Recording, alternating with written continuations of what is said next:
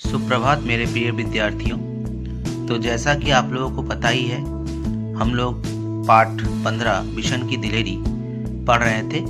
तो उसका आज हम दूसरा और अंतिम भाग शुरू करने जा रहे हैं। तो चलिए पढ़ते हैं और समझने की कोशिश करते हैं। फार्म हाउस में खामोशी थी। बस रसोई घर में प्रेशर कुकर की सीटी की आवाज़ आ रही थी। मुर्गियाँ अभी अपने दड़बे में थी और गुलाब चंद सामने का बरामदा साफ कर रहा था। मुर्गियाँ दड़बे मतलब मुर्गियाँ अपने केज के अंदर थी, जिसके अंदर मुर्गियों को रखा जाता है, उसको दड़बे बोलते हैं। अचानक कर्नल साहब का अल्सेशियन कुत्ता जोर जोर से भौंकने लगा। वह किसी अजनबी को देखकर ही इस तरह भौंकता है। बिशन समझ गया कि शिकारी इधर ही आ रहे हैं। उसने इधर उधर देखा ताकि वह तीतर को कहीं अच्छी तरह से छिपा सके। एक और शेड के नीचे बहुत सारा कबाड़ पड़ा था। उसी में एक टूटी टोकरी बिशन को दिखाई दे गई। ये ठीक है, सोचते हुए उसने तीतर को टोकरी में रखकर स्वेटर से ढक दिया।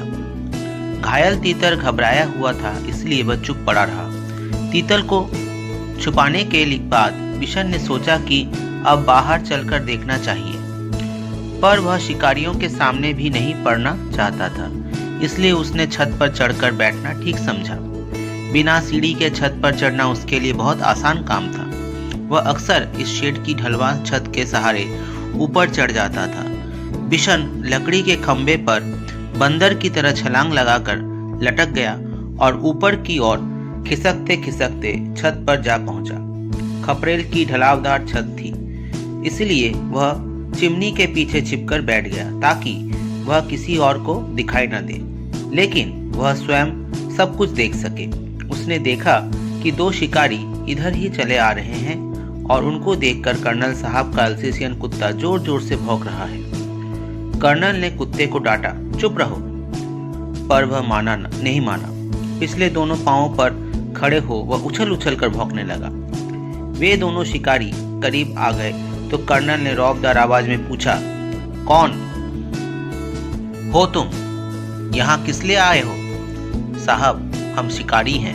हम साल यहाँ शिकार के लिए आते हैं, हर साल यहाँ शिकार के लिए आते हैं। अच्छा, तो तुम्ही लोगों की गोलियों की आवाज गूंज रही थी सुबह से? जी हाँ, हमारे पास लाइसेंस वाली बंदूकें हैं। सरपंच माधो सिंह भी हमें जानता है। तो तुम हर साल तीतरों का शिकार करते हो? कर्नल ने मजाक सा उड़ाते हुए कहा। जी हाँ, तीतर भी मार लेते हैं कभी कभी। अभी अभी एक लड़का हमारे शिकार तीतर को लेकर आपके यहाँ आ छिपा है। हम उसे ही ढूंढ रहे हैं। अच्छा, तो तुम इतने सारे तीतर मारते हो और उनका क्या करते हो? कर्नल साहब ने पूछा। सीधी सी बात है साहब, खाते हैं। दूसरे शिकारी ने जवाब दिया। फिर भी कुछ रुककर बोला, अब तो उस लड़के को ढूंढवा दीजिए साहब, वह इधर ही कहीं छुप गया है।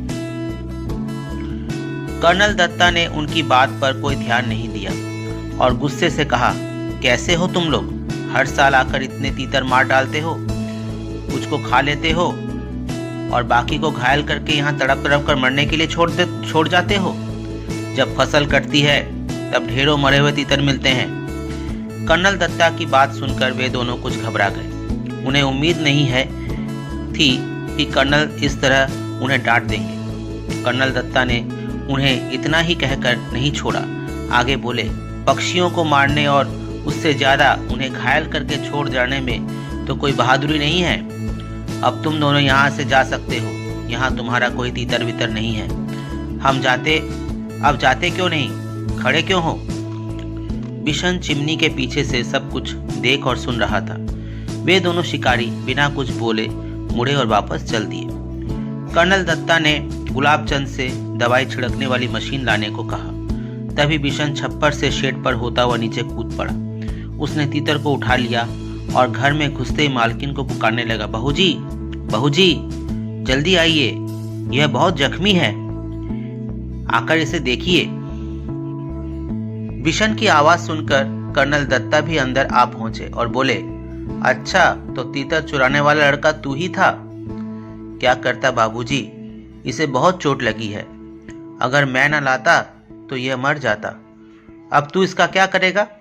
इसे पालूंगा बाबूजी, बिशन ने कहा। कर्नल साहब मुस्कुरा दिए। उन्होंने घायल तीतर को देखा।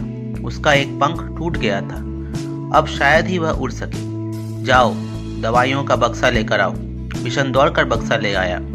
कर्नल दत्ता ने तीतर के पैरों का जख्म साफ किया, फिर दवाई लगा दी।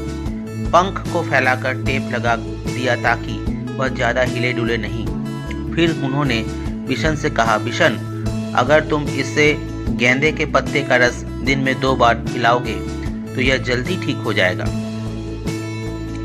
तब तक बहूजी एक कटोरी में दलिया ले आई और तीतर को दलिया खिलाते हुए बोली, इसे रोज दलिया भी खिलाना बिशन, तीतर को दलिया बहुत पसंद होता है।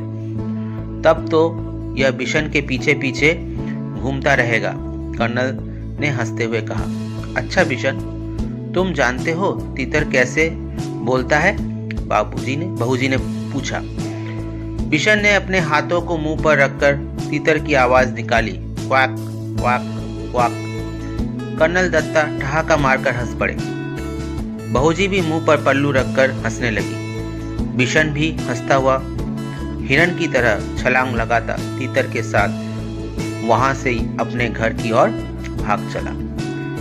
इसको लिखा है प्रतिभा नाथ ने। तो इस प्रकार बच्चों, हमने ये पाठ समाप्त किया और मुझे आशा है कि आप लोगों को यह पाठ समझ में आ गया होगा।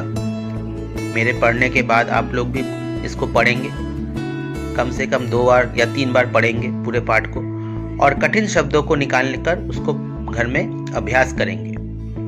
ठीक है? और घर में पढ़ने का अभ्यास करेंगे, जल्दी पढ़ने का अभ्यास करेंगे, जिससे कि आप लोगों का पढ़ने की तरफ रुचि बढ़े, यही हम चाहते हैं। तो इससे मैं कुछ प्रश्न आप लोगों से पूछने वाला हूं। आप लोग अपनी कॉपी और पेन लेकर प्रस्तुत रहें। तो बच्चों, मेरा पहला प्रश्न है, बिशन रोज सुबह कहाँ जाता था और क्यों? दूसरा प्रश्न है, कीटनाशक दवा का छिड़काव कहाँ हो रहा था? तीसरा प्रश्न है, बिशन को कौन सी आवाज सुनाई दी? चौथा प्रश्न है, सीढ़ी नुमा खेत हमें कहाँ दिखाई देते हैं? पंछी आसमान में 2-3 चक्कर क्यों काट रहे थे? 2-3 बार चक्कर क्यों काट रहे थे? 5वां प्रश्न है ये। छठा प्रश्न है, कौन सी फसल पकने पर तीतर आया करते थे?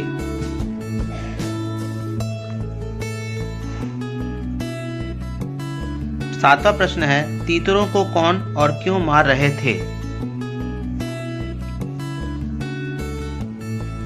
8वां प्रश्न है, बिशन ने घायल तीतर को कैसे बचाया? 9वां प्रश्न है, बिशन ने अपने आप को शिकारियों से कैसे बचाया?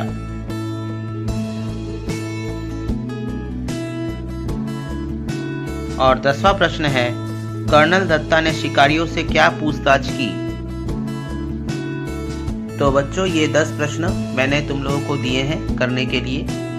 तुम्हें ये प्रश्न अपनी कॉपी में करने, उसका उत्तर किताब से ढूंढना है, पाठ से ढूंढना है, ढूंढकर उत्तर को लिखना है। ठीक है बच्चों? तो आशा करता हूँ कि आप लोगों को ये पाठ समझ में आ गया होगा। तो इसको अच्छी तरह से पढ़ें, ध्यान से पढ़ें और प्रश्नों के उत्तर भी पूरा करें। सभी लोग सुरक्षित रहें, स्वस्थ रहें, पढ़ाई की तरफ ध्यान देते रहें। तब तक के लिए सभी को बहुत बहुत धन्यवाद।